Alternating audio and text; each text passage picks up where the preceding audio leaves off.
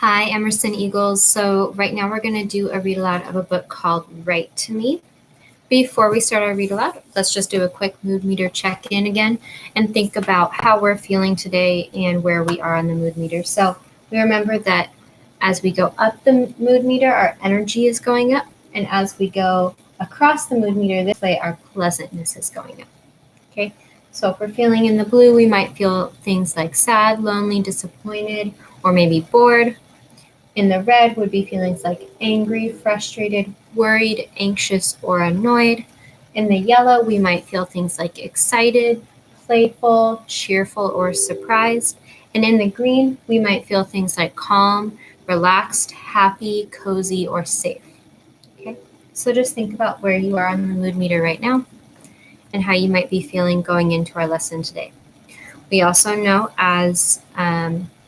since we've been using the mood meter all year, that one of the best parts of the mood meter to be in for learning is in the green. So if you're somewhere other than in the green and you want to try to get yourself into the green, think about what strategies you can use to get yourself there, like taking deep breaths and picturing your best self. Okay, thinking about something that makes you happy so that you can be ready for learning. If you're okay where you are, somewhere else on the mood meter, that's okay too. It's okay to be feeling lonely or disappointed right now since we're not in school. Okay. Also, before we start our read aloud, let's think some more about the things that good readers do and how we can make sure we're doing each of those things while we listen to our story today. So the book we're going to read today is called Write to Me. This book is written by Cynthia Grady and illustrated by Amiko Hirao. I really like this story a lot because it's a true story. It really happened in real life. And it says here, letters from Japanese American children to the librarian they left behind. Okay, so I know some of you guys have been working on letter writing. This is about children your age who are also writing letters in real life to send to a librarian who they know. Okay, so let's read this story and be thinking about all the things that good readers do, like making text-to-self connections.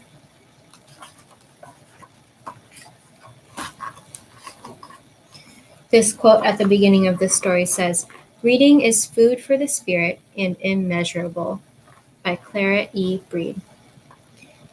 Catherine Tasaki returned a stack of books and turned in her library card.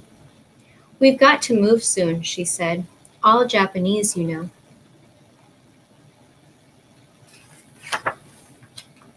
Miss Breed did know.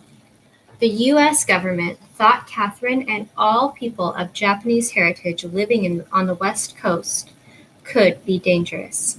The West Coast is the part of the United States that we live in. It's Washington, Oregon, and California, so all people on the West Coast. They looked like an enemy of the United States in a complicated war halfway around the world. So the government ordered that they be imprisoned. Miss Breed gave Catherine a stamped, addressed penny postcard in exchange for her library card. "Write to us," Miss Breed said. "We'll want to know where you are." Here it says number 2225, Catherine Tasaki, is entitled to draw books from the San Diego Public Library. This is her library card that she's turning in. At the train station, Miss Breed couldn't believe her eyes. Hundreds of families were tagged as if they were bundles of luggage. Soldiers with guns stood nearby. When the children saw their librarian, they ran to her with hugs and smiles as warm as the San Diego sun. Miss Breed gave away a bag full of books. She handed out more postcards. "When you have time, write to me. If you need anything, just write." This might be a place where you'd make an inference, because even though the author hasn't said the feelings that they're feeling, I'm betting you guys could guess what feelings these children and this librarian would be having right now. The executive relocation order had come like a tidal wave, sweeping away everybody in the neighborhood. The library was a lonelier place. Then one day, Miss Breed found a penny postcard in her mailbox. Like shells tumbling through the tide, more postcards arrived. This one says, Dear Miss Breed, thanks a million for coming down to the depot where the train left. Margaret Arakawa. Dear Miss Breed, thank you again for the book. I enjoyed the book very much. Sincerely yours, Mizu Himaka. Dear Miss Breed, we all miss the library very much. Sincerely, Shizuye Kubo.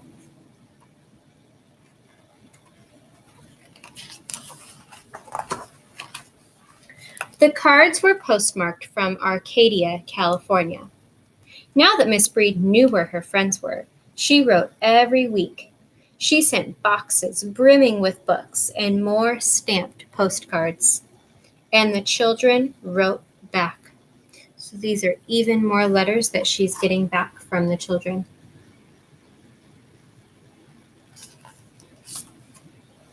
This one says, Dear Miss Breed, I was overwhelmed with joy to see the books when the postman opened the package for inspection. That means to look at it. Thank you, Miss Breed. Thank you. Very sincerely yours, Louise Ogawa. This one says, Dear Miss Breed, we have one large shower and one large laundry room. We certainly don't see how they expect over 16,000 people to be clean and also have their clothes clean. Yours truly, Fusa.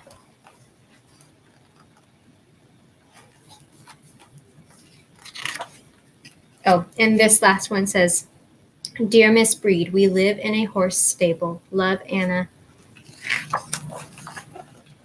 One weekend, Miss Breed boarded a train to Arcadia. The guards didn't let her hug the children or even shake their hands, but they talked, and Miss Breed gave them more books.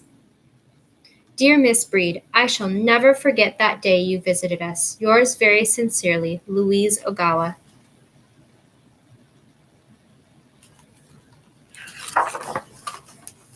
Thousands of people moved to San Diego for wartime jobs. New children trickled into the library. Miss Breed was no longer lonely, but she still missed her old friends.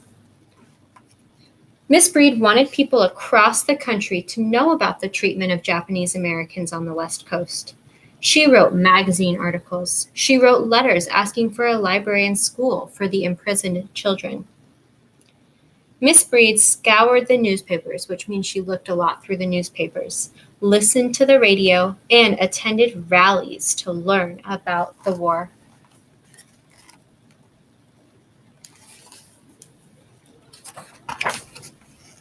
Every night, Miss Breed checked her mailbox. Her friends had been transferred from the holding center in Arcadia to a prison camp in Poston, Arizona. Dear Miss Breed, we are now in a strange place.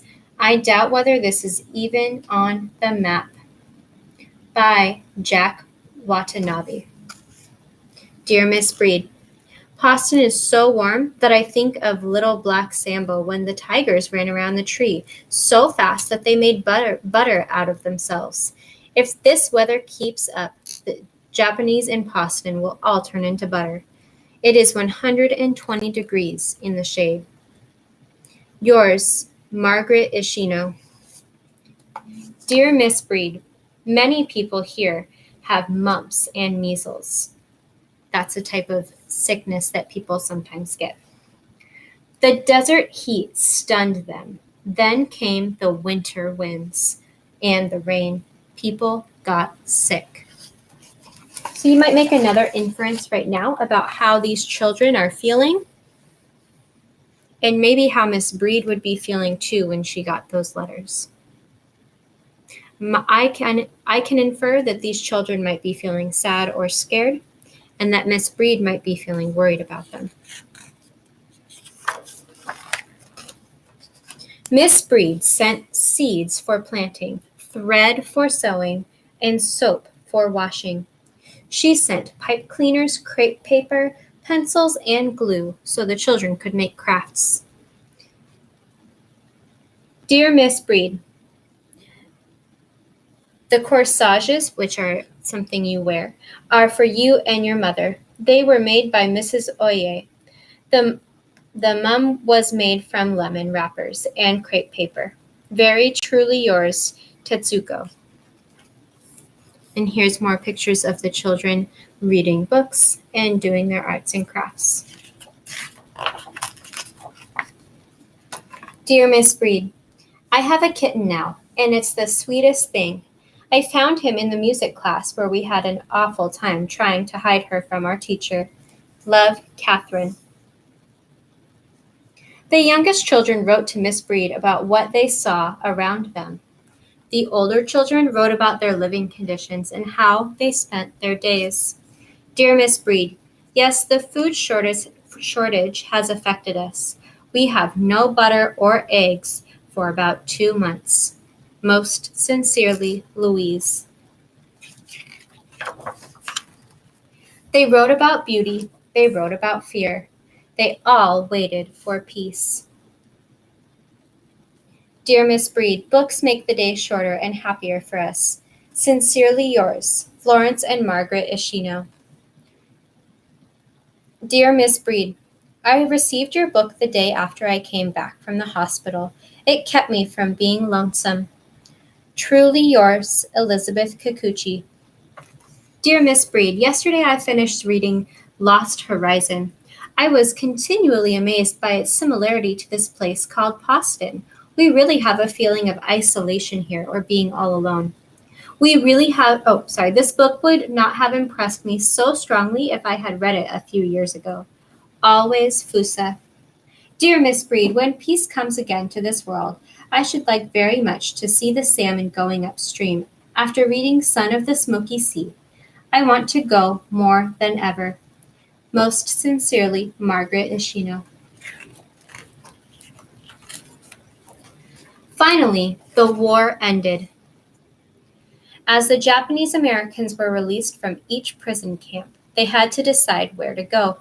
They no longer had homes or farms.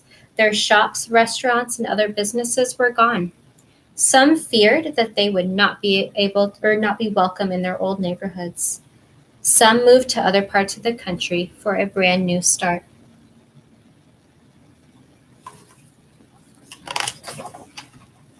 But others, like Catherine Tasaki, couldn't wait to come home. Home to San Diego and their librarian. Home to their friend, Clara Breed. Dear Miss Breed, thank you ever so much for everything. Much love, Catherine.